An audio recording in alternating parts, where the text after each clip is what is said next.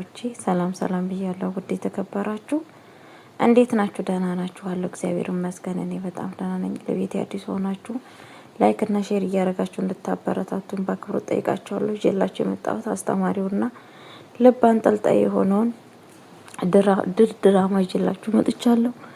ድራማ ምን ደረሰ ለሚባለው እንግዲህ በጣም በሚያሳዝን ነገር እንዳይሆን ያደረገችው ማለት ነው ሜርሲና እንደዚሁም ሲፋን ቤት ውስጥ ከገቡ ጀምሮ ይሄው ቤቱ ሰላሙን አጥቶ ጠዋት ማታ በችግር ውስጥ ይገኛል ማለት ነው። በጣም በሚያሳዝን ነገር በአሁን ሰዓት እንግዲህ አቶ አምናን ቤቱን ማጥቷል ማለት ነው። ቤት ውስጥ ማን ይትረፍ ማን ይሞት ምንም ነገር የሚታወቀው ነገር የለም። ከቤት ውስጥ ማን እንደሚወጣ ማለት ነው። ወዴት መድረስ እንዳለበት አቶ አምናን ማንን ሄዶ ማንን ማውጣት እንዳለበት እንዴትስ ሄዶ ማንን ችግሩን እንግዲህ በጣም በሚያሳዝን ነገር እየተፈጠረ ያለው ነገር በጣም ከባድ ነው። እንግዲህ በስተመጨረሻ ሲፋን ጨካኛዋ አረመኔዋ ቤቱን ጉድ አድርጋለች ማለት ነው። ምንም ነገር እነሱ ባልሰሩት ኃጢአት በአንዱ ሰው ለበደለው በደል ሁሉም ሰው እዚህ ቤት ያለ ሰው እየተቀጣ ይገኛል ማለት ነው። መስዋዕት እየከፈለ ይገኛል ማለት ነው። ያለ ስራቸው ያለ ምንም ነገር ያለ በደላቸው እንግዲህ ይሄን ሁላ መስዋዕት እየከፈሉ ይገኛሉ። በጣም ነው የሚያሳዝነው። ቤተሰቦቻችሁ ያለ ቦታችሁ ያለ ስራችሁ እናንተ የዜና ክል መስዋዕት ስትከፍሉ እስኪ አስቡት። ምንም ነገር ሳታደርጉ እናንተ ምንም ነገር ሳታጠፉ በሰው ባጠፋው ጥፋት ይብን እንኳን ካጠፋች ነው ወይ እናት ወይዘሮ ሰማት ማለት ነው ማጥፋቷንና ለማጥፋቷን እኛ የምናውቀው ነገር ምንም ነገር የለም። ያው አጥፍተሻል በማለት እናቴን ገለሻል በማለት ነው ይሄ ሁላ ነገር ስራ በላዋ ላይ እየሰራችባት ያለችው ነገር ማለት ነው። በጣም በሚያሳዝን ነገር እንግዲህ መስዋዕት እየከፈለች ትገኛለች ማለት ነው። መስዋዕት እያስከፈለች ትገኛለች ማለት ነው። ሲፋን ሁላቸውንም ማለት ነው። ግን ደግሞ እንደው እናንተ ስታስቡት አንድ ሰው ላጠፋው በደል ሁሉም ሰው መቀጣት አለበት ወይ? አንድ ሁለተኛ ነገር ያኔ የሞተችው አንድ ሰው ነች እንደ አባባል ከመሰላትም ገደለችም ከተባለችም ግን ቤተሰብ ይሄ ሁላ ሙሉ ቤተሰብ ይሄ ሁላ ነገር ችግር መድረስ አለበት። ይሄ ሁላ ቤተሰብ ይሄ ሁላ ያለ ኃጢአታቸው አስባችሁታል። ሳይበድሉ ያላወቁትም አሉ ያወቁም አሉ። እንግዲህ እሺ እንደ አባባል እንዶ አቶ አምናንስ እናቱ ነች እንበል እዛ ቤት አሁን ብሌን እና ሳራ ምን አደረጉ? ምን በደሉ? ምንም ቢሆን ከእጃቸው በልታለች ጠጥታለች። ይብን እኔ ያላቅም ሰው የዜና ክል ጭካኔ አረመኔነት በጣም ነው የሚያሳዝነው። አቶ አምናን ይሄ ሁላ ነገር እንዲደርስበት ያደረገው ሜርሲ ነች። በሜርሲ ነገር ነው ይሄ ሁላ ነገር የደረሰበት። ሜርሲ ባትኖር ኑሮ ይሄ ሁላ ችግር በሱ ላይ አይደርስም ነበር። ለዚህ ሁላ ተጠያቂ ማናት? ሜርሲ ነች። ነገሮቹን ሁላ እንዳወቀች ቶሎ ብላ ለአቶ አምናን ብታስረዳ ኑሮ እንደዚህ እሱ መበቀል እንደምትፈልግ ሁሉን ነገር ለአቶ አምናን ብትናገር ዛሬ ይሄ ሁላ አደጋ አይደርስባቸውም ነበረ። ግን አውቃ እሷ ዝም አለች። ዛሬ ሜርሲ ራሱ ምን ውስጥ የት ቤት ውስጥ እንደምትገባ ምን ቤት ውስጥ ትገባለች? ምን ውስጥ ትገባለች ብላችሁ ታስባለች? እቺ ሴትዮ ማለት ነው እሷ ራሱ ማለት ነው ይሄው ቤቱ እንደዚህ ሆኗል።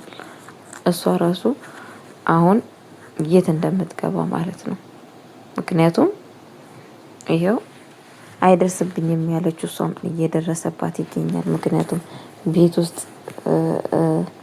ማለትም ቤት ውስጥ በጣም በሚያሳዝን ነገር እንግዲህ የሁላ ነገር ሲፈጠር የሁላ ነገር ሲደረግ እሷም ታውቃለች፣ እያወቀች ነው የሁላ ነገር ሲፈጠር ዝም ያለችው። ምክንያቱም እዛ ቤት ሲፋን ለምን እንደገባች ሲፋን ምን እንደምትፈልግ በእያንዳንዱ ነገር ታውቃለች። እያወቀች ዝም ያለችው ተስማምታ ጭራሹን በርቺ ጠንክሪ እያለቻት ስታበረታታት የነበረችው እራሷ ነች ማለት ነው። ዛሬ ግን ፈጣሪ ያው እንግዲህ እያያችሁ ነው አቶ አምናን እየከፈለ ያለው ዋጋ ያለ በደሉ ያለ ስራው ይሄ ሁሉ መስዋዕት እየከፈለ ይገኛል ማለት ነው። በጣም በሚያሳዝን ነገር ቤተሰቦች እንግዲህ ፈጣሪ ከእንደዚህ አይነት ሰዎች ይሰውራችሁ፣ መድኃኒዓለም ይሰውራችሁ። እውነቴን ነው የምላችሁ ይሰውራችሁ ጋይስ። ያለ ስራችሁ ያለ በደላችሁ ላልሰራችሁት ኃጢአት ተጠያቂ ስትሆኑ አስቡት። በአሁኑ ሰዓት እዛ ቤት ውስጥ ያሉ ሰዎች ያለ ኃጢአታቸው ነው ያለ ኃጢአታቸው ነው እንግዲህ ይሄ ሁላ ነገር መስዋዕት እየከፈሉ ያሉት ማለት ነው። እና በጣም ነው የሚያሳዝነው፣ በጣም ነው ልብ የሚበላው ማለት ነው። እንግዲህ አቶ አምናን በስተመጨረሻ ምን ላይ እንደደረሰ የምናውቀው ነገር የለም። በእርግጥ ሁላችንም አዝነናል፣ ውስጣችን ተከፍቷል። ለማንም አይስጥ ይሄንን አደጋ ማንም ሰው አይድረስበት። የእውነት እግዚአብሔር በሚያውቀው ማንም ሰው አይድረስበት።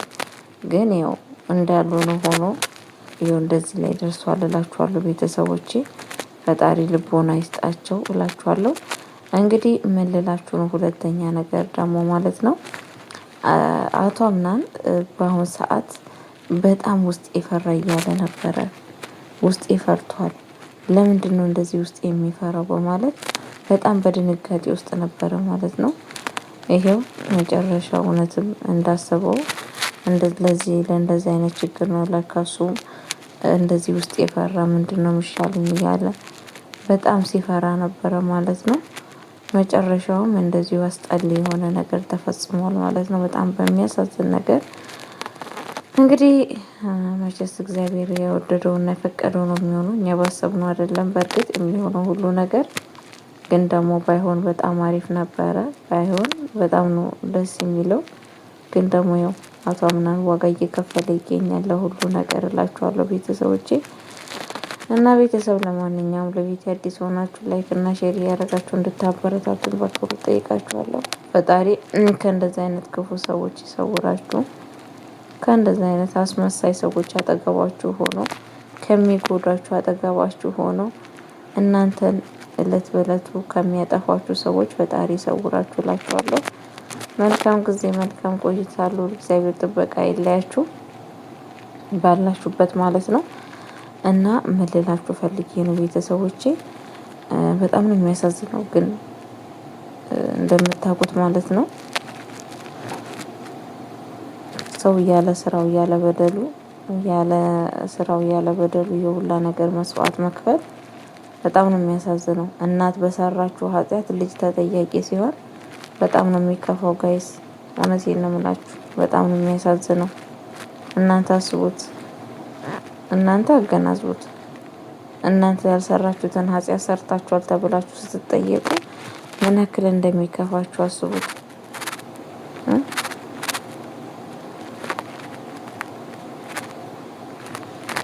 ምን ያክል እንደሚደብራችሁ ማለት ነው። እንግዲህ አቶ አምናን ያለምንም በደሉ ነው አሁን እሱ እየተቀበለ ያለው ያለምንም በደል፣ ምንም ነገር ባልሰራው፣ ምንም ነገር ባልበደለው ነው ይሄ ሁላ ነገር ችግር እየተፈጠረ ያለው እላችኋለሁ ቤተሰቦቼ። ከእንደዚህ አይነት ሰዎች እግዚአብሔር ይጠብቃችሁ፣ መድኃኒዓለም ይጠብቃችሁ። እውነቴን ነው የምላችሁ ይጠብቃችሁ። በጣም ነው የሚያሳዝነው። ለማንም አይስጥ እንደዚህ አይነት ሰዎች በህይወታችሁ ማለት ነው። እና